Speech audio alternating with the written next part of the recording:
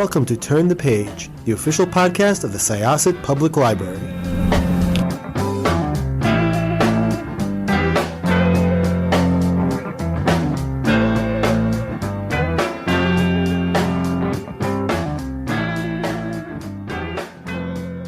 Hello, everyone, and welcome to Turn the Page. I'm your host today, Jen, and I'm here with the creators of a fantastic new graphic novel that is out today, the day that we are recording. By the time you hear this, it will be well out in the world. So let's get right into it. Could I ask you to introduce yourselves, please? Oh, Bob, I was going to say Bob should go first. Hi, I pointed. I'm Christopher Painter. I'm the writer and co-creator of Black Cat Social Club. And I am Bob Quinn. I am the artist and co-creator of Black Cat Social Club. And I also draw a bunch of other comics as well that you might have heard of, like X-Men and stuff. And things. And things. Yeah. This is such a fun book. Such a fun book. I had so much fun reading it, and I've already told all of my comics reading friends to pick it up because it was just like a fantastic little journey. Could I ask you about how this book came to be? Have you worked together before? Is this your first collaboration? Like, how did you come to this project? It was the first collaboration in like in a comic setting. Krista and I used to work together in the corporate world. Oh. Yeah, so like way back in the day, I used to be a video game producer. So like I was like I didn't have the cool job where you sit down like a computer and actually make the thing work. I used to have like the lame job where I'd call somebody up on the phone and go, "Why doesn't this work? Make it work better," and hang up the phone and be real mad at him. But Chris and I work together. Can we say the place? Would we get in trouble, Chris? I don't think so. Go ahead. Okay, yeah, we worked at Disney together. So yeah, I think what happened was I drew a picture of a bunch of the main characters, and then Chris, you wrote to me on like Instagram or Facebook or something. You're like, I love these. I want to write this book, and I was like, all right, let's sit down and talk about it. So that was exactly Bob. And then Bob that's how drew we did these. I follow Bob on Instagram, as everyone should. King of Master on Instagram, and I follow Bob, and I always looked at all of his stuff, and I was like, I hate it so much because I love it, and I just want to work on something with him, and it makes me so mad that I'm not. And and so he had one thing that he posted one time that were these pictures of these three that were labeled as punk rock witches. And I looked at them and I wrote a comment and I said, I would totally write this book. And Bob wrote back and said, I would totally draw this book. And so that was how hard it was. Wow. Real hard. You overcame trials and tribulations to work together. So congratulations on that. That's great. Yeah, thanks. It was a real struggle, but having overcome it makes this victory of having the book out so much sweeter. We've got plenty of stories about tales of woe and adversity. So this was a nice, refreshing change of pace about how much fun it was to work with Bob and how easy it was to sort of gel the project. Because if you pitch a project, sometimes it's like, well, I've got one vision for it, and they've got another vision for it. And our vision was just like so perfectly aligned because our senses of humor are sort of exactly the same, and the kind of tone that we like is the same. And that's the sort of thing that's hard to nail down, is like, how funny do you want it to be versus how action, fantasy, sci-fi do you want it to be? And it was sort of like we both wanted exactly the same mix of that. Mm-hmm. Nice. It's a great mix, I think, because the characters and the relationships feel like very real, like but it takes place like in this like extremely zany world, like going through like a very zany sort of apocalypse. Can you talk a little bit about our witch rock and roll superstar heroes that are at the center of this book? Because the three main characters are so great. They have such a great dynamic. And I just would love if you could talk a little bit about, because it sounds like you sort of came up with the designs first. So I'm wondering, like, how did their personalities kind of emanate from there? How did that come together? Bob? I actually, well, I mean, the the designs of I can mostly speak the designs of the characters, right? Because they were based off of like just people in the rock and roll world that I liked. So like uh the main character is sort of based on Alice is sort of based on Brody from the Distillers, and then like Hazel is based on this girl I knew that played bass for somebody in LA that I thought she was an amazing bassist, and I always thought she was really good. She had awesome stage presence. And then Maggie was sort of based on Kim Shattuck from the Muffs, and that's just kind of, you know, that's sort of the inspiration for those characters visually. But it was I drew them, and then when Chris came back with his outline, he had fleshed out like who they were, which I'd never even thought about when I was drawing them. I was just like, I don't know, they look neat. But that's how good the drawings were, was that when you saw them, you were like, oh, I can totally see like what her whole history is, and what brought her to this point, and what does she want, and what are her needs and desires, and what, you know, what does she find appealing, and what does she hate, you know, that kind of thing. Like you know, it was looking at the characters, you could see sort of the personalities came through in their in the images. And so you know, for a 120 page book, it has to have like a, you know, everybody has to sort of have, you need each character to have their own sort of small arc, and then you need the bigger arc of the characters, then you need the bigger arc of the story, you know what I mean? So it's like, just for sort of plugging those into those particular, you know, spaces, you know, what, obviously it has to be about Alice because it's her band. So we wanted her to have the main arc of the story.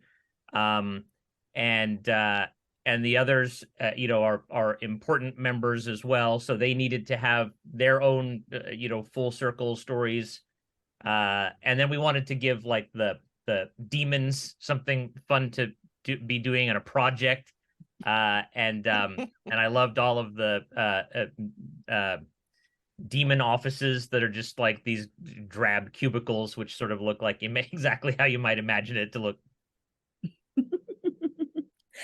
Yeah, I love like hell as an office, like this, just like, because it's makes the most sense. Like it just absolutely makes the most sense. It has quotas and, you know, all this stuff. Layer upon layer of middle management. Yes, yeah.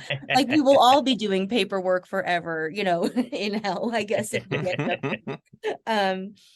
and I really love, yeah, the way that like this sort of like office comedy kind of like, you know, jams up against this like rock band story. It's a lot of fun. And I love how like the plot like begins in a way that's like really rooted in the characters and who they are, because it's really like all starts with sort of like Hazel's insecurity and Alice's sort of like maybe like slightly aggressive leadership sometimes, I guess you could say. Mm-hmm. Could you talk a little bit about you know, telling these two stories side by side, and sort of like how do you determine like when it's time to switch from one to another, and how do you like balance the pacing of two stories that eventually come together? Yeah, good question. You know, it was important to start off right away with sort of like a problem. And so like the problem sort of shows up on page 2. I don't like stories that take a long time for me to figure out like, okay, what is this about? Why am I watching this? So we put the problem up front, which was that, you know, Hazel felt like, you know, she's the youngest member. She's not as powerful of a songcaster as the others. And so, you know, if you're a part of a group and you have the least amount of power in it, you're going to want more so that you can impress your friends and not let them down. So, you know, she goes about it in a very bad way by selling her soul for more power. And so then, of course, it just naturally follows that if Alice is the protective one of this, you know, sister-like band, and she feels very protective of everyone in it, she's going to say, okay, I'll take on the debt myself. And so then that sort of is like the act 1, right? If we sort of thought of this in terms of like movie pacing, because it felt like, it felt cinematic to me. That's usually how I write most of my stuff. And so yeah, and in terms of like balancing which one to trade off, when to trade off to another story, like I said, it's always Alice's story. So it's sort of like, all of the things that happen to everybody, the other band members, the demons, the father, all of this stuff is sort of funneled through like, what's Alice's reaction to it? What is she doing? What is she doing about it? When she messes up, how does she try to make it right? All of those sort of considerations. The story is just so much fun. And I'd love if we could talk a little bit about too, the apocalypse kind of at the center of this. Spoilers. Yeah, sorry. It is in the subtitle, but I guess if you didn't read that far, you could. It could be a spoiler. Could we talk a little bit about like the monsters and the demons that populate hell? Because like the office drone characters, let's say, they're all really fun and it feels like a workplace comedy in a lot of ways. But then like when like the hell stuff really starts popping off, we have like a lot of really fun like demonic monsters too. So could you talk a little bit about like writing demons and drawing demons like together? Yeah, so it started because I was like, oh man, I want to see Bob draw some really great monsters. And so I was like, okay, how can we get the story to the point where Bob is drawing like really awesome monsters? The sketches of Peter and Bastian and Stan were all part of the original sort of suite of characters that Bob sketched up. So those were all sort of like, those all were part of it from the very beginning. I mean, they look almost exactly the same as when he first sketched them. So the office workers all sort of looked, very, very much like they do now. And just for all the monsters, we just said these have to be monsters that look like they're capable of completely obliterating the entire world. And okay, go. And I think the script, that I wrote would have things like, this page has a giant monster destroying stuff. Good luck. Yeah, that's pretty. That's actually pretty accurate. Yeah, no, I think the only thing that changed about the demon office drone guys was that, like, I think Bastian's head got smaller from the original sketches, and then Stan got progressively stupider and stupider as the book went on, until I finally got to there's one panel at the end of the book which I think is the greatest panel, which is where he just says, "Oh, neat," and his eyeballs are going in the wrong direction. It's just like it just delights me to no end. But yeah, thank you, Chris, for giving me for helping me shape them much farther than I had originally done in my head. And then as far as the monsters, yeah, I don't know. It's one of those things where once you just sort of let the imagination start to expand and play, you kind of just start going, okay, what would be gross? All right, well, normal human mouths go sideways, so what if this one's vertical with way too many teeth? Okay, that looks disgusting. And then, all right, well, what if bodies need to be more amorphous because that makes me it becomes an exercise of what makes me sort of uncomfortable. And then once I'm there, you push it a little bit farther until you go, okay, yeah, that's it was super all gross. deep psychological probes of Bob. You could really like look at the monsters and say, like, what does Bob find disturbing? Yeah, and they gross me out. Yeah, there's a lot of really gross ones there, and like a lot of really like kind of cute ones too, though. Like, so yeah, like, I don't know what that says about me, but we can I'll ask my therapist later. But I just I'd also love to talk about panel composition too, because there are some that are just so striking. There's one that I really loved where oh gosh, Can I talk about this without spoiling something? I'll cut this if you like, but I'm going to ask you anyway. Let's go. Okay.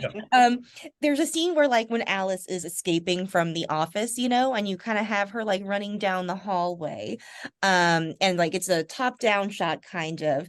Oh right, and then like she's escaping from like a hell office, which is a hell office party, which is like like every office party is already hell. So like That's what makes me uncomfortable. Yeah. yeah.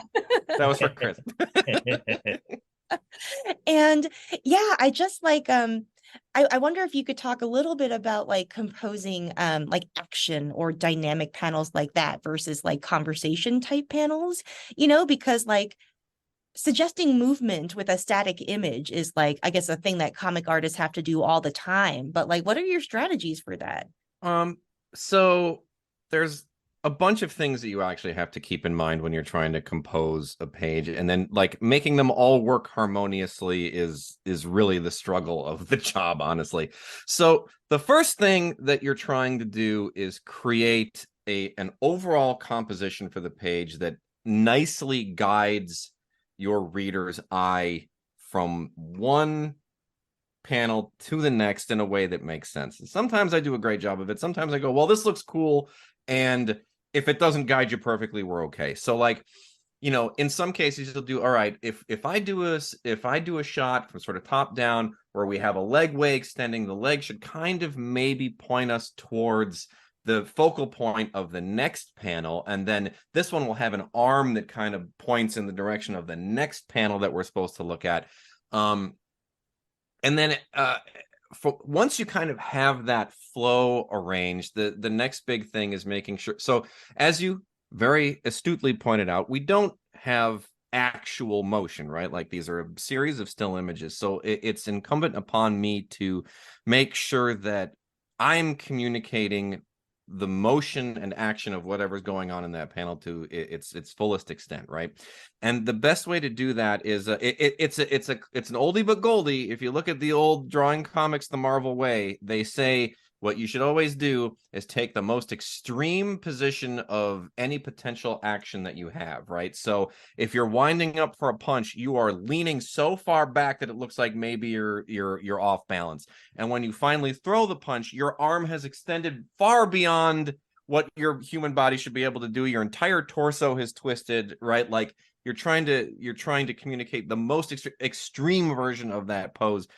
Because again, like, you don't necessarily, you don't have all those little in-betweens of like actually seeing the arm go through. So you have to, and it also helps communicate how powerful the thing is too, right? Like the more, like in that panel, like I stretch her out, I stretch Alice's leg out really, really, really far, right? And that's all just trying to communicate how, like it's partially to communicate that like she's going down a weird hallway that's sort of like otherworldly. It's also to communicate that she's running as fast as she possibly can, right? So it's like all that stuff kind of works together to create this panel where her leg just is super long. That's so cool. And I love what you said too about like the flow of a page, because that's something that I think about a lot when I'm reading.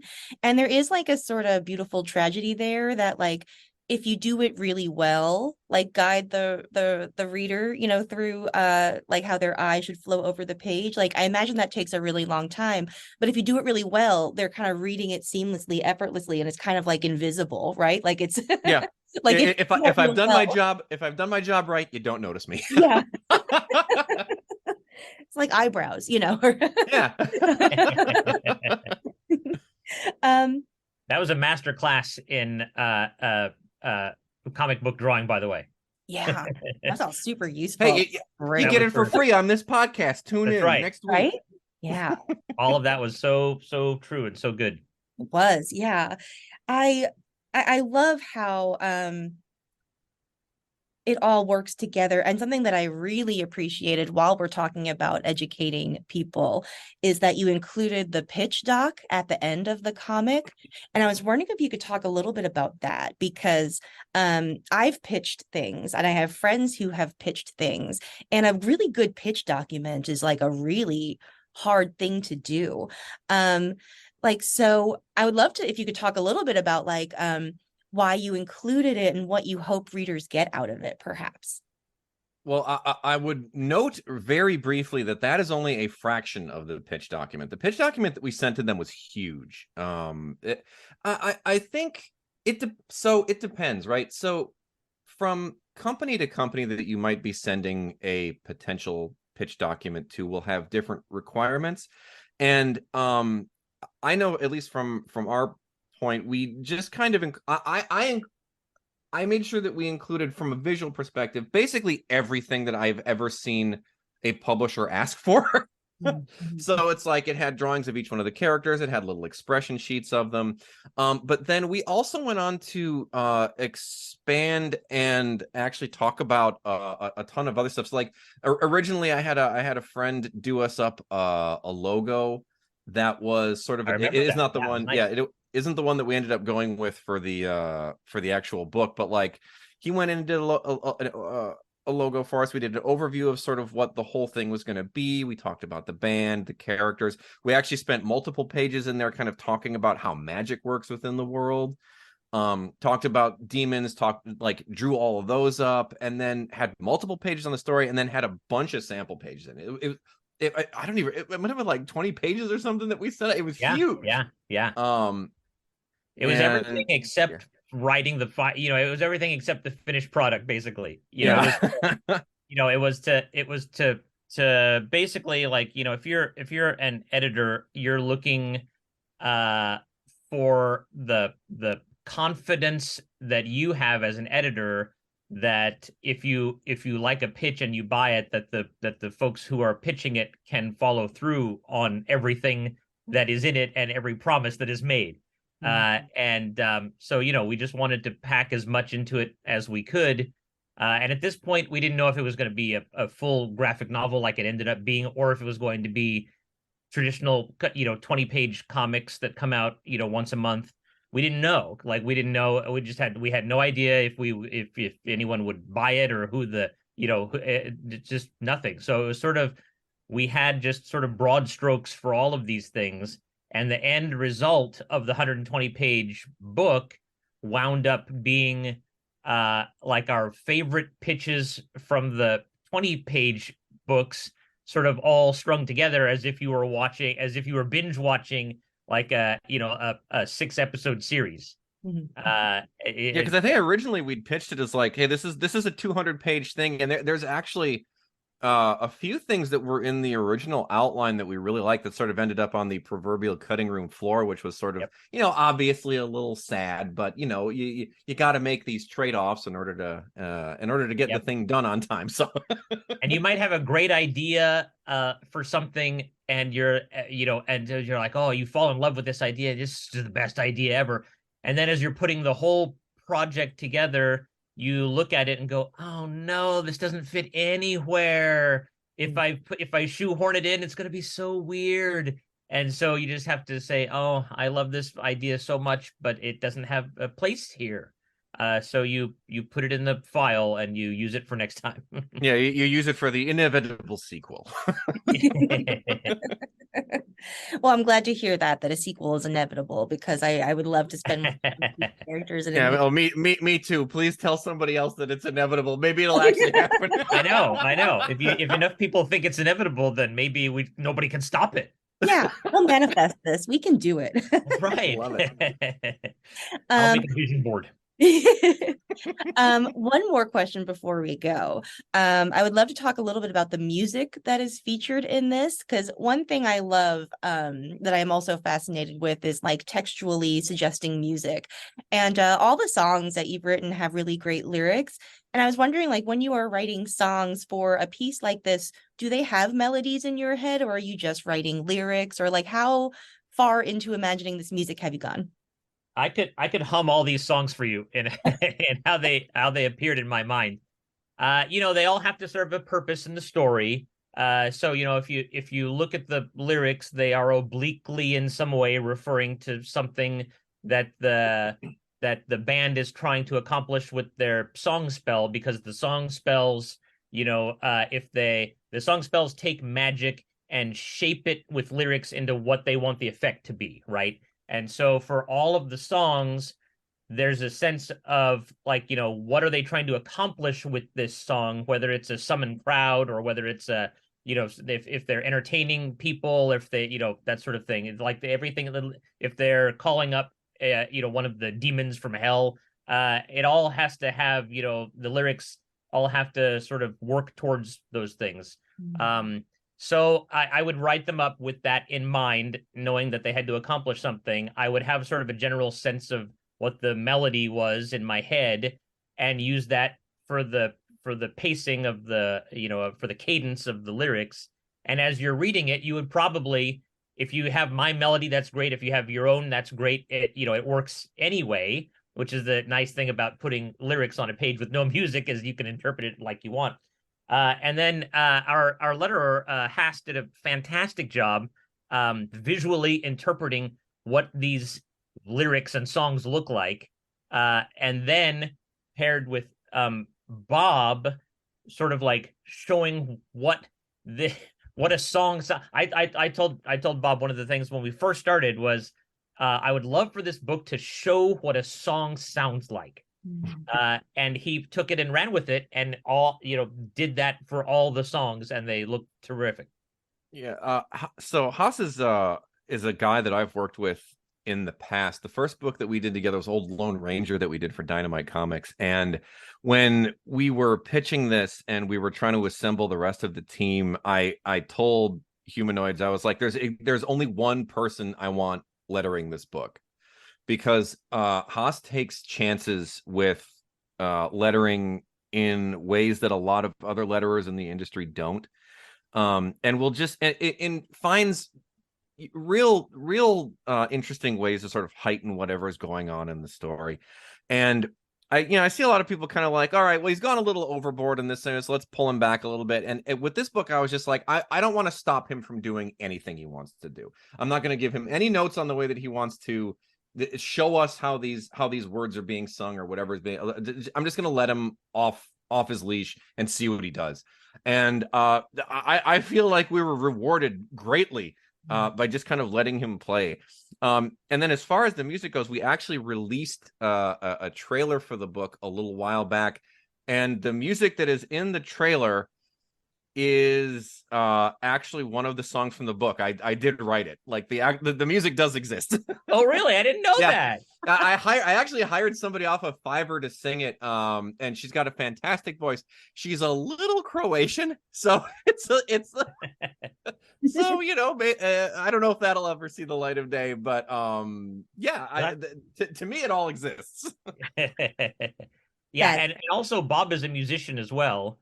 And so he brought a musician's knowledge of of what of what a set, how everything is set up on a stage, what the backstage looks like when you're hauling your equipment out to the van out back, like what does that look like? You know what I mean? All like stuff I've done.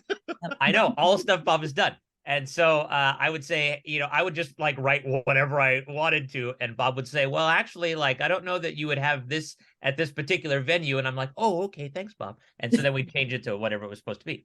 I received a very, very kind compliment from a good artist friend of mine who said that this is the first time he's actually seen somebody accurately draw the thrill of playing live music on stage, and that meant quite a bit to me. So that was very nice.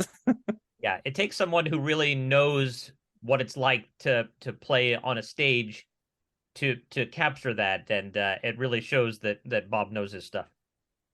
Absolutely. And I think it really does a great job of capturing that, like, this might seem super obvious now that I'm saying it out loud, but that like music is a kind of magic, like, and like you're making out of nothing, and like you are like, it makes it very like, I don't know, like, I would sell my soul for that, like for that experience. Like, absolutely. Well, she said it on air, everyone. Yeah. I mean, listen, I've played to enough empty rooms in LA for about a decade. Like, I understand these feelings. I'm like, just give it to me. I just put somebody out there, please. Yeah.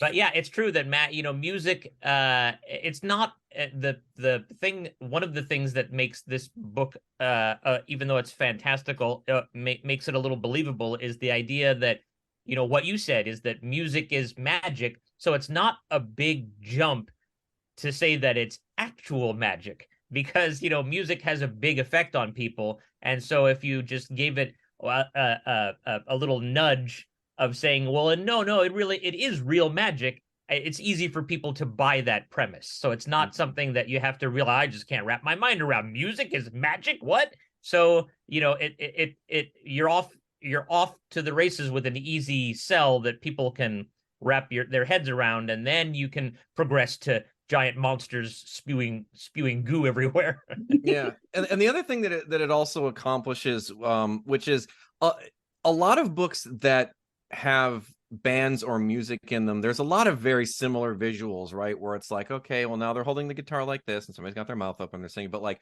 when there's magic involved, we now, again, talking about like doing things to their absolute extreme, we now have a visualization of music going out and poking somebody in the eyes so that they get excited about what's happening, right? So like we've now taken music and heightened it again visually in a way that doesn't exist in a lot of other books, because it is magic, and it made things much easier.